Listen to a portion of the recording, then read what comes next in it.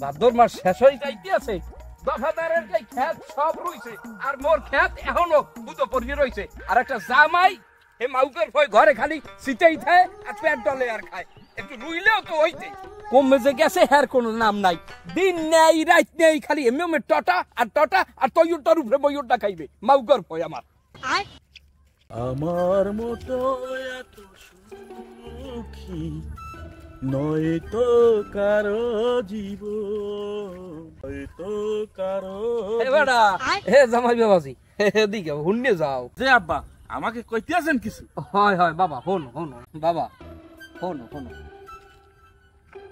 এই দেখ দফাদারের ভুইডে রইছে, হ্যাঁ এক সপ্তাহ হয়ে গেছে। আর দেখো এই আমার ক্ষেত বীজ একটু নারম যায়, হ্যালো মোরা খামো কি কও?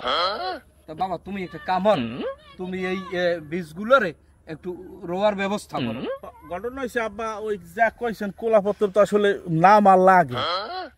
এখন ওই আমের মাইয়ের দিক চিন্তা করিয়ে তো আসলে আব্বা আমি রোড টোড লাগাই না হলে না আব্বা। ঘটনা হয়েছে ওই আমের মাইয়ে তো আমার লইয়ে গর্ভপাত করে। দেখছো বলতে হাল্লার প্রায় কয় কি আর ওটার গর্ভপাত কয় না, ওটার কয় গর্ববোধ। ওই আব্বা একটা ওইলি হয়েছে, ঘটনা হয়েছে তাই ওইগুলো একটুখানি মাইনে নিতে হয়। এখন ঘটনা হয়েছে আব্বা মুই রোদের মধ্যে যদি এই বুই ক্ষেত রুইতে নামি হেলে তো মোর ফেসটা কালে কালো হয়ে যাইবে। হেলে আমের মাইয়ে কি আমার লই আর গর্ভপাত করতে পারে?